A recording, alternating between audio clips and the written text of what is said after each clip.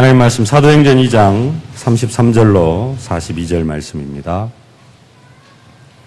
함께 봉독하겠습니다. 하나님이 오른손으로 예수를 높이심에 그가 약속하신 성령을 아버지께 받아서 너희가 보고 듣는 이것을 부어 주셨느니라.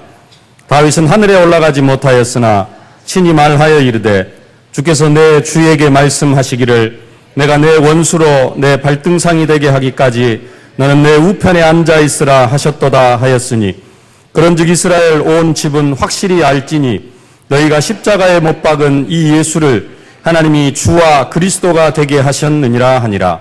그들이 이 말을 듣고 마음에 찔려 베드로와 다른 사도들에게 물어 이르되 형제들아 우리가 어찌할꼬 하거늘 베드로가 이르되 너희가 회개하여 각각 예수 그리스도의 이름으로 세례를 받고 죄 사함을 받으라. 그리하면 성령의 선물을 받으리니 이 약속은 너희와 너희 자녀와 모든 먼데 사람 곧 주 우리 하나님이 얼마든지 부르시는 자들에게 하신 것이라 하고 또 여러 말로 확증하여 권하여 이르되 너희가 이 패역한 세대에서 구원을 받으라 하니 그 말을 받은 사람들은 세례를 받음에 이날에 신도의 수가 3,000이나 더하더라.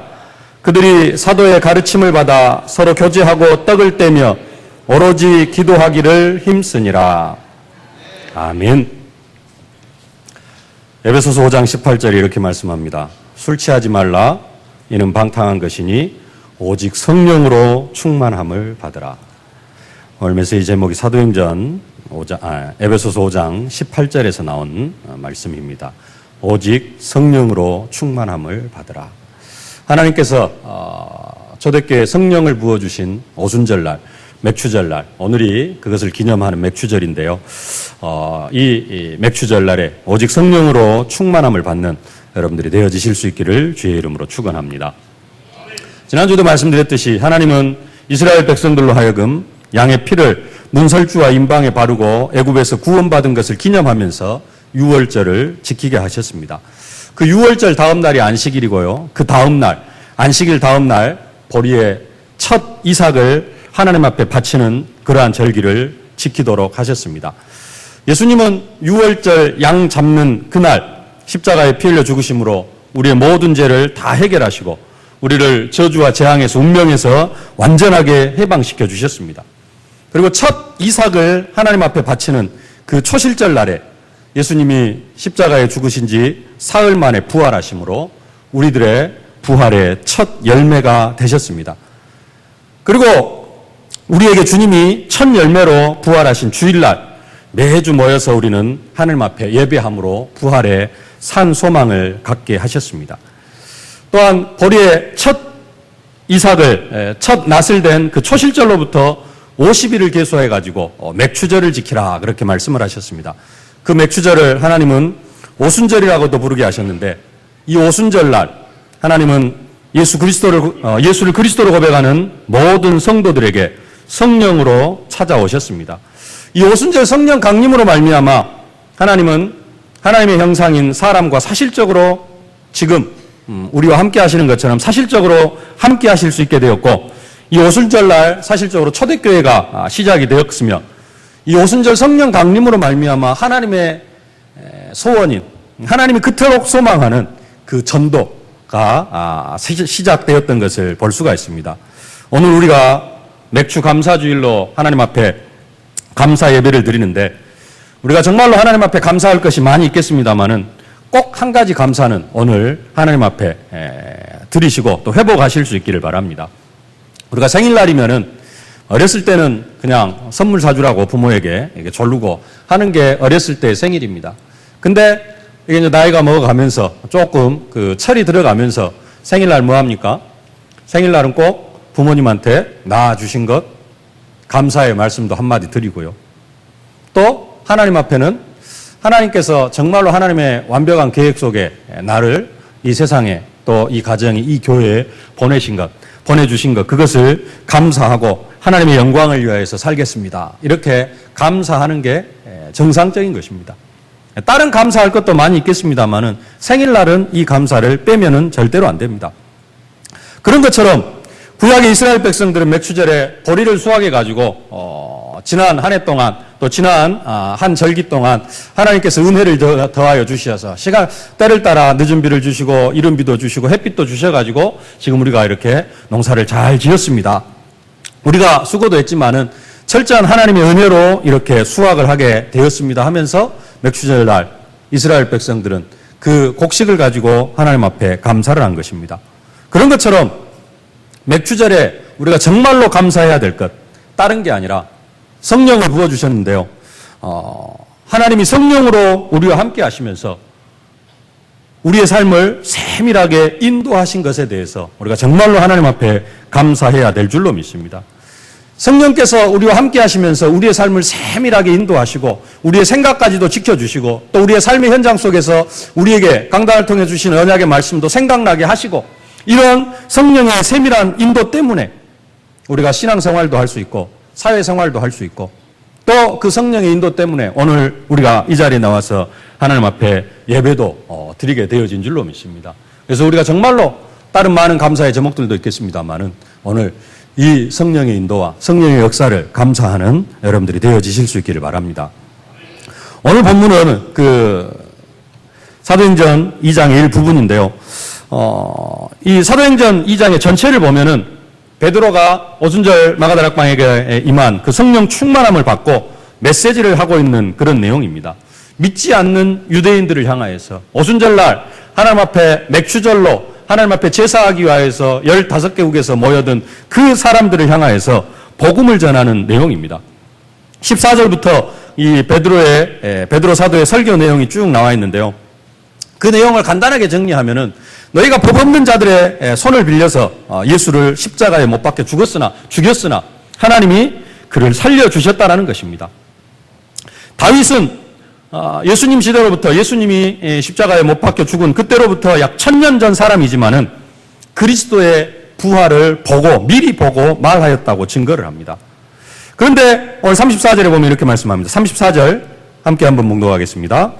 다윗은 하늘에 올라가지 못하였으나 친히 말하여 이르되 주께서 내 주에게 말씀하시기를. 뭐라고 이야기합니까? 다윗은 하늘에 올라가지 못하였으나 친히 말하여 이르되.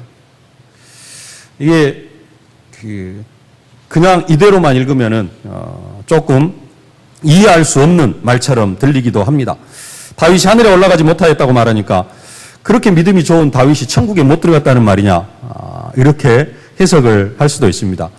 근데 천국에 못 들어갔다는 말은 아닐 테고, 다윗이 천국에 못 들어가면 누가 천국에 들어가겠습니까? 네. 그 말은 아닐 테고 이해하기가 조금 힘들 수도 있습니다. 근데 이 말씀은 다윗이 천국에 못 들어갔다는 말이 아니라 아직 부활하지 못했다라는 겁니다.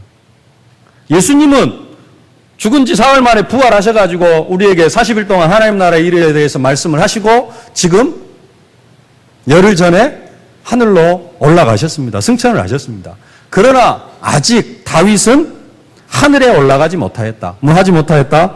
부활하지 못하였다라는 것입니다.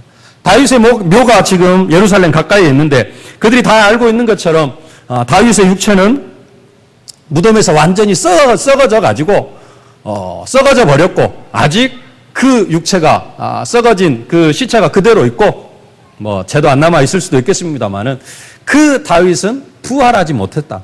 그래서 승천하지 못했다. 하늘에 올라가지 못했다라는 그런 의미입니다.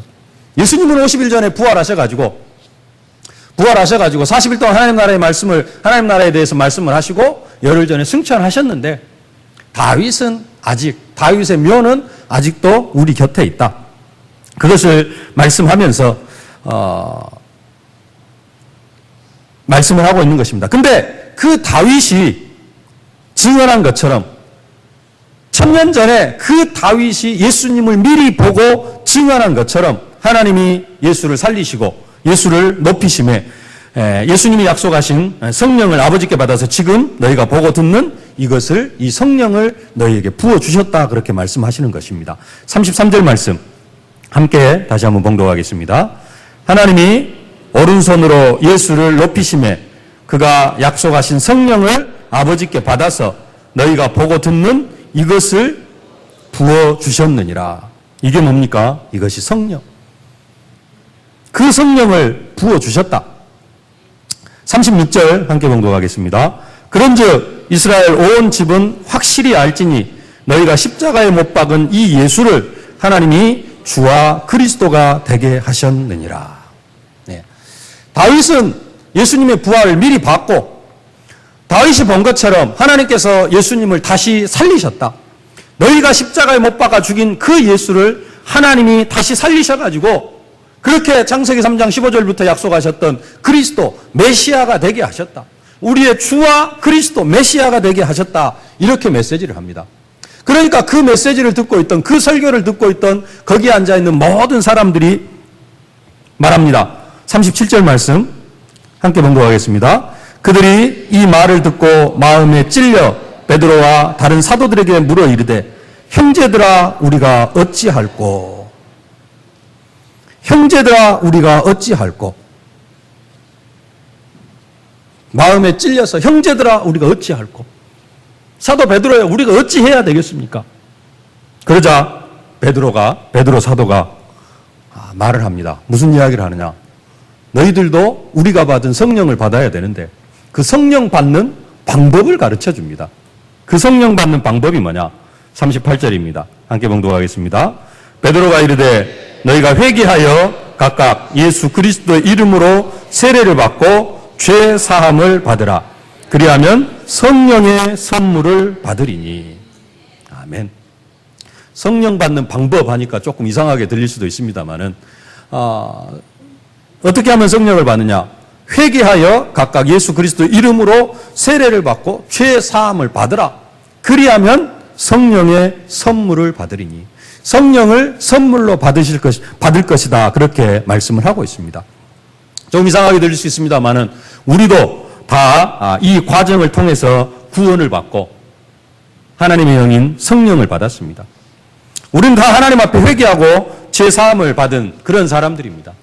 기억이 나시는 분들도 있고 기억이 안 나시는 분들도 있을 수 있겠습니다만은 우리가 복음을 받을 때 어떤 복음을 받았느냐?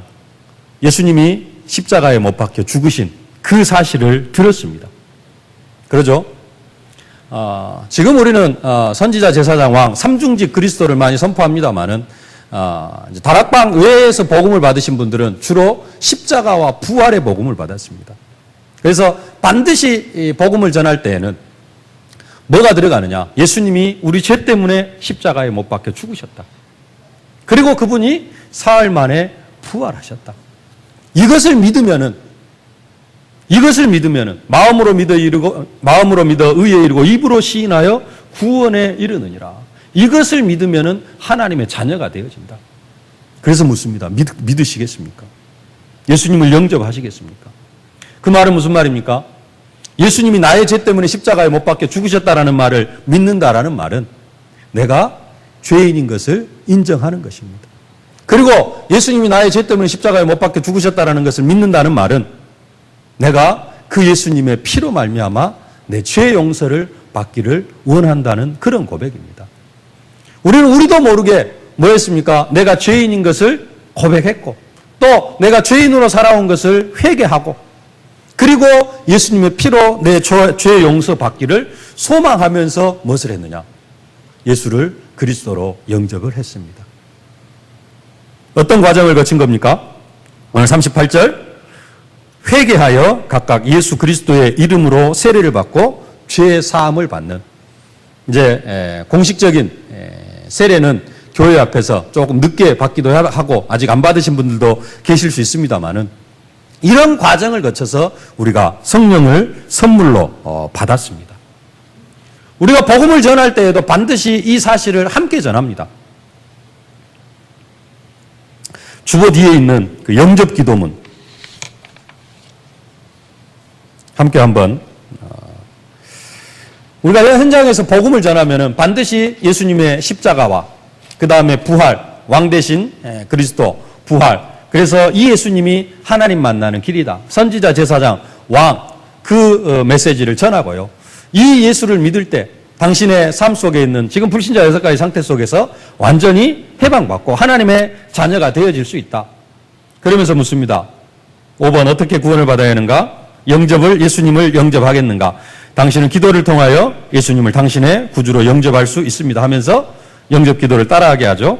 함께 한번 읽겠습니다. 사랑의 하나님, 놀라운 사랑과 구원의 계획에 감사드립니다.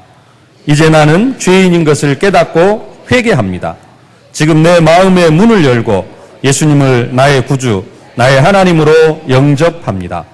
나의 죄를 용서해 주시고 나를 구원해 주셔서 감사합니다. 이제부터 하나님의 뜻에 순종하여 살게 하여 주옵소서. 예수님의 이름으로 기도합니다. 아멘. 우리가 현장에서 복음을 전하고 예수 영접 초청을 할 때 조금씩 차이는 있을 수 있습니다만은 대부분 이 틀 안에서 영접 기도를 합니다. 그래서 회개하고 죄 용서받고 성령을 받습니다. 그래가지고 예수님을 마음속에 모시어 드리고 하나님의 자녀가 되어집니다.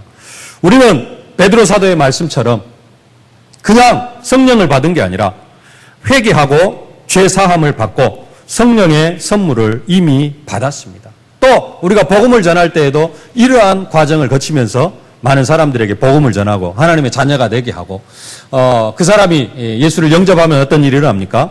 성령을 선물로 받는 그러한 역사가 일어나게 되어지는 것입니다. 그런데 이것이 하나님의 약속이라는 것입니다. 39절 말씀 함께 봉독하겠습니다. 이 약속은 너희와 너희 자녀와 모든 먼데 사람 곧 우리 주 우리 하나님이 얼마든지 부르신 자들에게 하신 것이라 하고 이 약속은 너희와 너희 자녀와 모든 먼데 사람 우리는 어디에 속합니까? 모든 먼데 사람 모든 먼데 사람에게 하신 것이라. 그러면 이 약속이 뭐냐? 이 약속은 다른 약속이 아니라 사도행전 1장 4절 말씀입니다. 예루살렘을 떠나지 말고 아버지 약속하신 것을 기다리라. 요한은 물로 세례를 베풀었으나 너희는 몇 날이 못되어 성령으로 세례를 받으리라. 이 약속에 의해서 초대교회가 성령을 선물로 받았고 이 약속에 의해서 우리가 성령을 선물로 받았습니다. 그래서 우리가 이미 지난주에 말씀드린 것처럼 예수님을 그리스도로 고백하고 예수님을 영접할 때 이미 이 사도행전 2장의 성령의 충만한 역사 속으로 이미 들어왔습니다.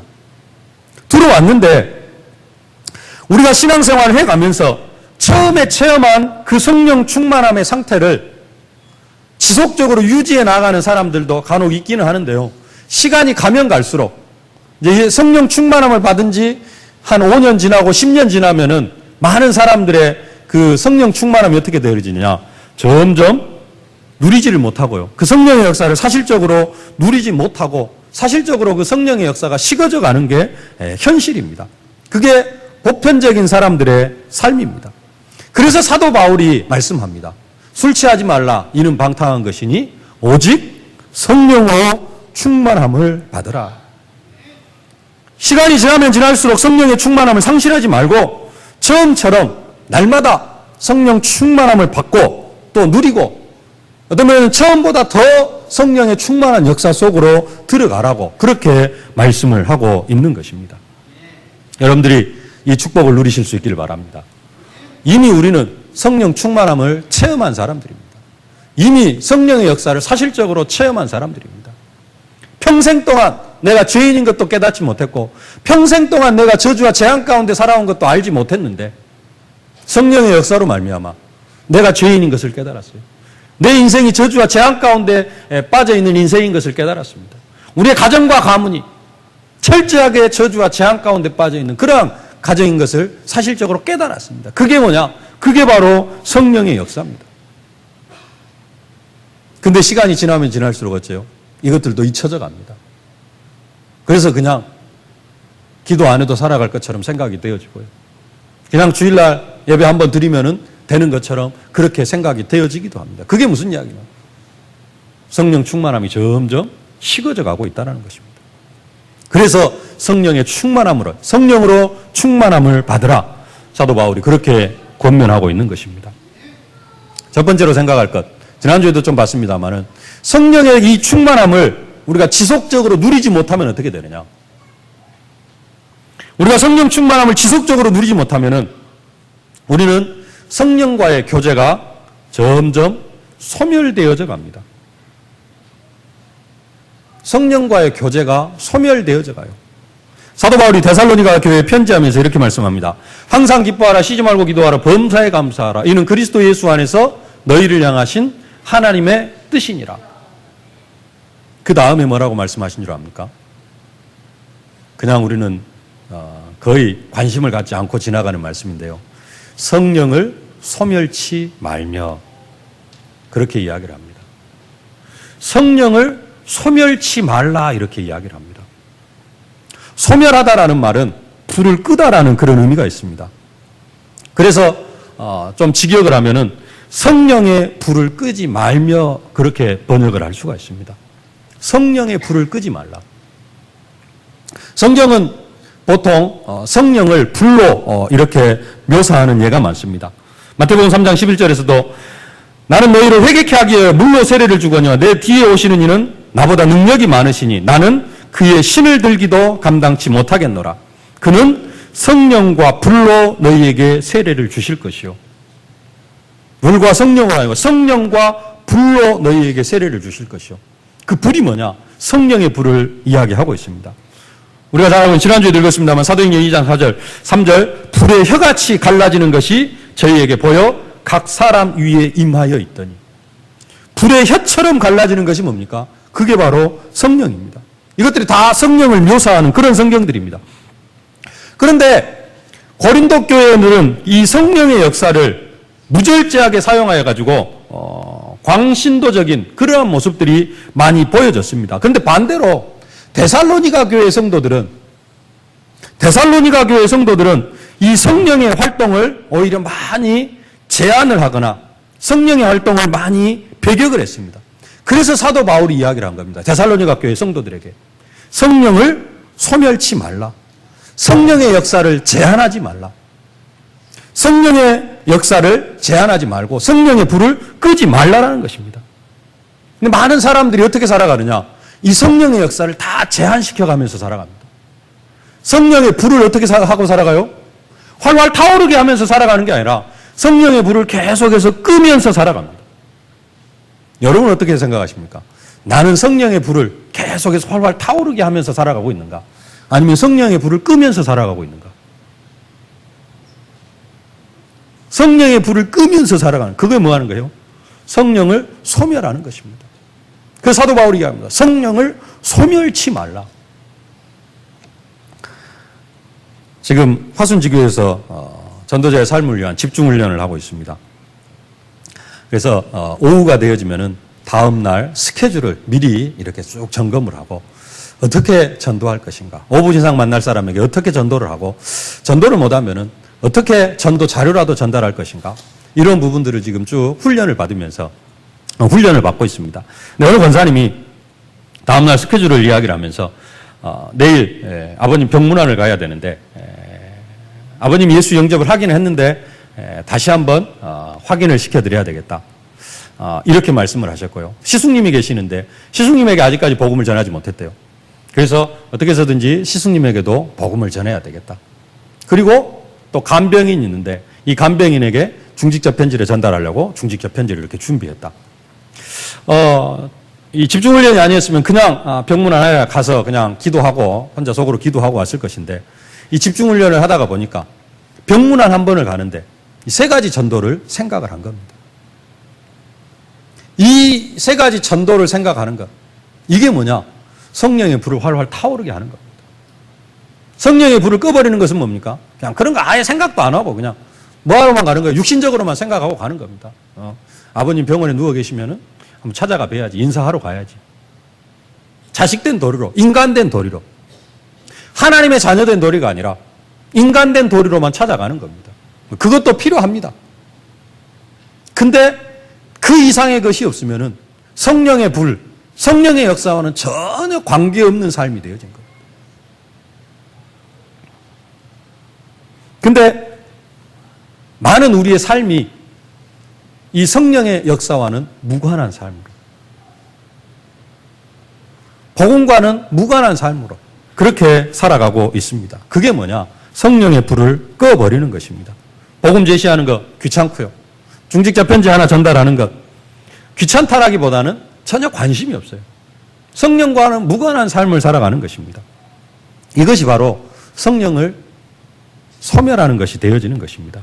이렇게 성령의 역사를 조금씩 거부하다가 보면은 성령의 활동이 내 안에서 완전히 소멸되어져 버린다는 것입니다. 예, 여러분들은 그렇지 않겠습니다만은 신앙생활이 그런 사람들이 많이 있습니다. 주일 낮 예배 딱 한 번 드리는 것으로 신앙생활의 모든 것이 이렇게 다 진행이 되어지시는 분들. 그런 분들은 어떤 분이냐? 잘못하면은 성령의 불이 가물가물하다가 주일날 와가지고 다시 한번 불을 딱 붙이고 조금 확 피어나게 하고, 또 세상으로 나가면 어떻게 합니까? 불이 또 가물가물해요. 그러면 어떻게 합니까? 그런 신앙생활을 살다가 보면은 갑자기 살짝 바람이 불면은 불이 확 꺼져 버릴 수도 있고요. 그래서 신앙을 포기해 버릴 수도 있고 낙심해 버릴 수도 있고요. 근데 주일날만 그런 게 아니라 매일의 삶 속에서 이 성령의 불을 활활 타오르게 하면 어떻게 합니까? 시험이 오고 바람이 불면 어떻게 됩니까? 이 불이 더 잘 탑니다. 찬송가 373장 이런 찬송이 있습니다. 고요한 바다로 저 천국 향할 때 주에게 순풍 주시니 참 감사합니다. 순풍을 주시니까 감사해요. 왜요? 그 순풍에 의해서 갑니다. 2절에는 뭐라고 찬송하느냐? 큰 물결이 일어나 나 쉬지 못하나 이 풍랑이 나여 더 빨리 갑니다. 큰 풍랑이 일어나는데 그 물결이 인하여 더 빨리 가요. 성령의 불이 활활 타오르고 있는 사람들은 바람이 세게 불면 어떻게 합니까? 그 바람 때문에 더 잘 탑니다. 이게 성령 충만한 삶입니다. 근데 성령의 불이 가물가물한 사람은 어쩝니까? 바람이 확 분 것이 아니라 그냥 입김만 훅 불어도 확 꺼져버려요. 그게 성령이 소멸되어져 가는 사람들의 상태입니다. 내가 문제가 닥치고 시험이 닥치면은 감사하다. 그 속에서 하나님의 계획이 발견이 되어집니까? 아니면 시험이 들고 낙심이 되어집니까? 이게 우리의 성령의 상태입니다. 성령의 불의 상태입니다. 왜 많은 사람들이 그러면 이렇게 성령의 불을 끄면서 살아갑니까? 우리는 태어나면서부터 창세기 3장 속에서 태어났고 창세기 3장 속에서 살아왔습니다. 그런 사람들이기 때문에 예수를 믿고 가만히 있으면 자연스럽게 성령 충만, 성령을 조차 행하는 삶이 되어지는 것이 아니라 우리는 가만히 있으면 뭐하게 되어져 있느냐? 다른 법 아래로 사로잡혀 가게 되어져 있습니다. 그래서 사도 바울이 고백합니다.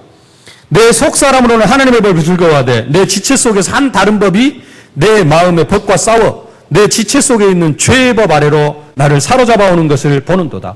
오호라 나는 공고한 사람이로다. 이 사망의 몸에서 누가 나를 건져내랴. 성령 충만함을 누리지 못한 상태 속에서 우리가 그냥 가만히 있으면 어떤 상태가 되어져요? 죄의 법 아래로 세상 풍속을 따라가는 상태로 성령 충만함을 누리는 게 아니라 우리는 성령의 불을 꺼가면서 세상 풍속으로 세상의 어떤 그런 사단의 역사 속으로 밀려 들어갈 수밖에 없다라는 것입니다. 성령의 인도를 받으려는 의지를 갖지 않으면 이렇게 되어질 수밖에 없습니다. 그래서 우리는 뭐 해야 되느냐? 의지를 가지고 성령의 인도를 받아야 됩니다. 가만히 있으면 뭐 하게 되어져 있냐? 거의 99% 육신의 인도받게 되어져 있고요. 악령의 인도를 받게 되어져 있습니다. 성령 충만한 상태에 있는 사람은 성령이 완전하게 진짜 충만한 상태에 있는 사람은 그 사람은 가만히 있어도 그 성령 충만함이 지속이 되어집니다. 왜? 성령 충만하니까. 계속해서 성령 안에서 생각하고 다른 것을 생각할 상태가 없습니다. 근데 그 성령 충만함을 누리지 못한 사람의 삶은 어쩌느냐? 가만히 있으면은 계속해서 뭐가 틈을 타요? 내 과거의 생각, 불신앙 이것들이 계속해서 틈을 탑니다. 그래가지고 계속해서 그 불신앙이 내 성령 충만한 상태를 먹어 들어갑니다. 가만히 놔두면은 완전히 성령이 소멸되어져 가버려요. 그래도 이제 주일날 예배 드리고, 그래도 여러분들 기도 수첩이라도 보고, 주일날, 또 평일날 주보라도 한번 펼쳐보고, 이렇게 하니까 어떻게 되어지는 거예요? 성령의 불이 다시 타오르는 겁니다. 아나니아 삽비라가 이 성령 충만함을 거부를 해버렸습니다. 아나니아 삽비라는 밭을 팔면서부터 돈을 감추려고 합의를 했습니다. 성경은 뭐라고 해요? 그 아내도 알더라 이렇게 말씀을 합니다. 뭘 알아요? 밭을 팔고 감춘 것을 압니다. 이미 합의해가지고 밭을 팔고 돈을 감춘 것입니다. 그런데 이 일에 대하여 베드로 사도가 이렇게 이야기합니다. 세 가지를 이야기합니다. 사탄이 내 속에 가득한 자요. 그 다음에 성령을 속인 자요. 하나님께 거짓말한 것이로다. 그 결과 아나니아 삽비라는 같은 날 저주에 죽음을 당하는 그런 인생이 되어집니다. 성령의 인도를 받으실 수 있길 바랍니다. 그래서 사도 바울이 이야기를 합니다. 내가 이르노니 너희는 성령을 쫓아 행하라. 뭐해라? 성령을 쫓아 행하라. 그냥 조금 부드럽게 성령 인도 받으십시오. 대답하기 조금 어려우면 뭐라고 이야기합니까? 목사도 그런 이야기를 많이 하는데요. 이렇게 하라 하기도 애매하고 저렇게 하라 하기도 애매하고 성령 인도 받으십시오 그러는데요. 사도 바울은 뭐라고 이야기하느냐? 성령을 쫓아 행하라 그렇게 이야기를 합니다. 갈라디아서 5장 16절로 26절 제가 대독해 드리겠습니다. 내가 이르노니 너희는 성령을 쫓아 행하라. 그리하면 육체의 욕심을 이루지 아니하리라. 성령을 쫓아 행하면 우리가 뭘 행하느냐? 육체의 욕심을 이룬다는 것입니다. 육체의 소욕은 성령을 거스리고 성령의 소욕은 육체를 거스리나니 이 둘이 서로 대적함으로 너희의 원하는 것을 하지 못하게 하려 함이니라. 너희가 만일 성령의 인도하시는 바가 되면 율법 아래 있지 아니하리라. 육체의 일은 현저하니 곧 음행과 더러운 것과 호색과 우상숭배와 술수와 원수를 맺는 것과 분쟁과 시기와 분냉과 당짓는 것과 불리함과 이당과 투기와 술취함과 방탕함과 또 그와 같은 것들이라. 전에 너희에게 경계한 것 같이 경계하노니 이런 일을 하는 자들은 하나님의 나라를 유업으로 받지 못할 것이요 오직 성령의 열매는 사랑과 희락과 화평과 오래 참음과 자비와 왕성과 충성과 온유와 절제니 이 같은 것을 금지할 법이 없느니라. 그리스도 예수의 사람들은 육체와 함께 그 정과 욕심을 십자가에 못 박았느니라. 만일 우리가 성령으로 살면 또한 성령으로 행할지니 헛된 영광을 구하여 서로 격동하고 서로 투기하지 말지니라.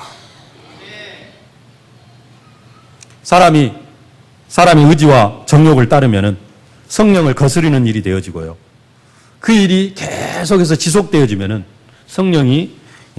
성령과의 교제가 소멸될 것이라 그렇게 말씀을 하고 있습니다.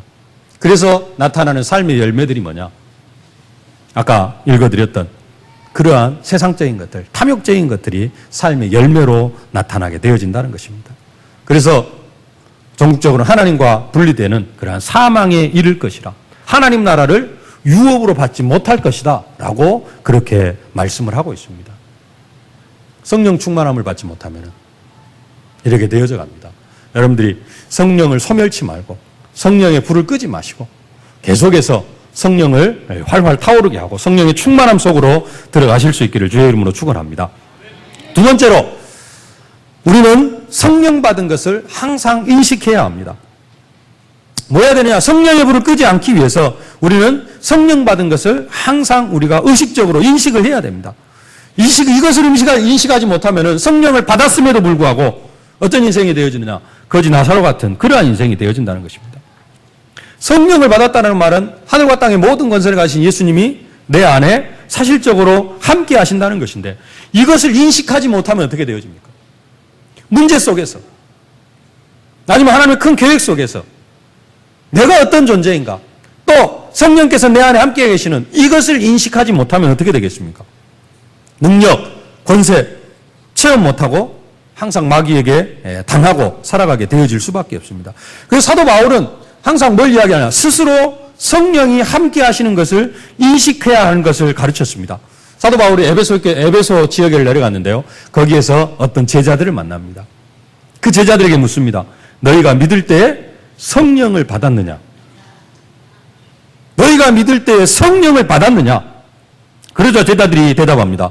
우리는 성령이 계심도 듣지 못하였노라. 여러분 제가 묻습니다. 여러분 믿을 때 성령을 받았습니까? 예, 우리가 성령을 받았습니다. 예, 받았습니다. 우리가 이렇게 대답을 하는데 우리는 그 정도로 끝나면 안 됩니다. 그 정도로 끝나면 그 정도로 그쳐서는 안 되고요. 예수 믿는 사람들은 성령 받은 사실, 내가 성령 받은 그 사실을 늘 경험적으로 인식을 해야 됩니다. 그냥 머릿속으로 그래 예수 믿으면 성령 받았지. 내가 예수 믿을 때 그 성령 받았지. 그것으로 끝나는 게 아니라 오늘 성령께서 나와 어떻게 함께 하시는가 그것을 경험하면서 인식해야 된다는 겁니다. 믿음은 바라는 것들의 실상이요 보지 못하는 것들의 증거니라. 믿음에는 반드시 뭐가 나타납니까? 증거가 나타나게 되어 있습니다. 실상이 나타나게 되어져 있습니다. 성령도 우리와 사실적으로 함께 하시면 뭐가 나타나게 되어져 있느냐? 증거가 나타나게 되어져 있습니다. 이 증거가 안 나타난다는 말은 무슨 말이냐? 성령이 내 안에서 점점 소멸적으로 가까이 가고 있는 것입니다. 그래서 성령이 함께 하시는 것을 우리가 인식해야 되는데요. 그냥 생각으로만 성령이 나와 함께 하시지. 그렇게만 아는 게 아니고 뭘로 인식을 해야 돼요? 경험으로. 경험으로 인식하는 방법이 뭡니까? 이 자리에 앉아있다면 이 자리에 앉아있는 것이 성령이 나와 함께 하시는 증거입니다. 맞습니까? 내가 나오고 싶어서 나온 것도 있지만은 성령께서 이곳으로 인도하신 것입니다. 그러죠? 그것이 이제 성령과 내가 하나가 되어진 겁니다. 그게 성령을 경험적으로 인식하는 겁니다. 오늘 아침에 이 자리에 오면서 차에서 가족끼리 또 이렇게 말다툼을 하고 오셨습니까? 아니면은 찬송하면서 기도하면서 오셨습니까? 뭔가 콧노래가 나오고 그 다음에 예배가 생각이 되어지고 기도가 되어졌다. 그것도 뭐예요?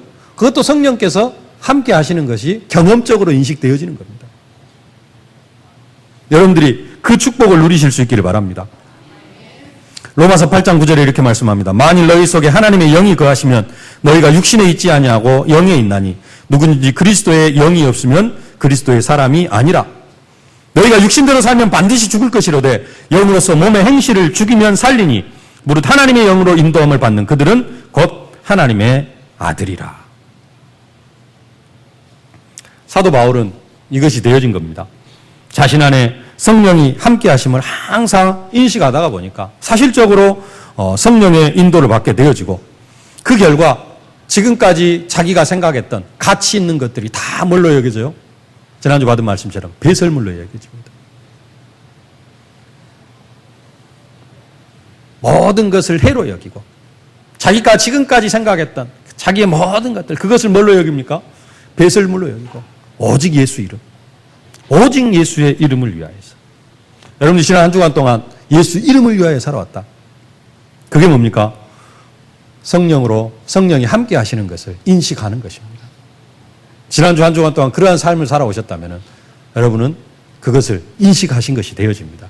이것이 이번 주간에도 더 충만하게 누려지면서 오직 성령으로 충만함을 받는 여러분들이 되어지실 수 있기를 주의 이름으로 축원합니다.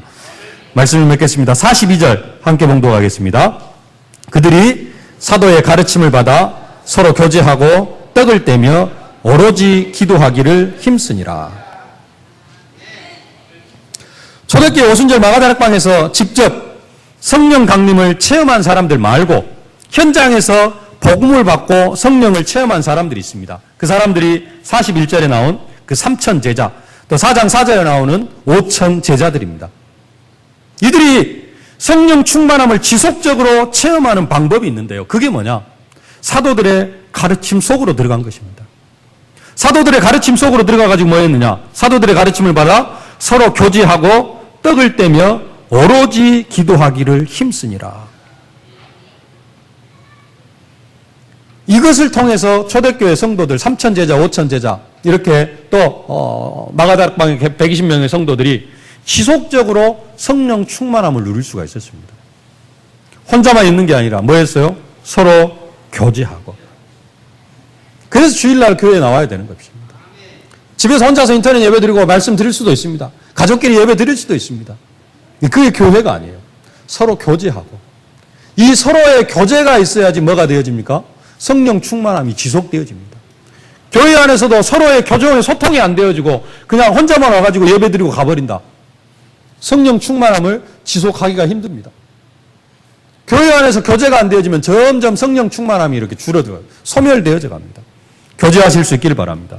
떡을 떼며 성찬식도 하고 애찬식도 하고 1년에 2번 성찬식이 있습니다. 이 성찬식에 다 참석하고 또 바쁘다고 그냥 다 가버리는 게 아니라 점심 식사도 함께 하고 집에 가서 먹을 것이 없어서 국수 먹고 된장국에 밥 말아 먹는 게 아니라 뭐 하기 위해서요?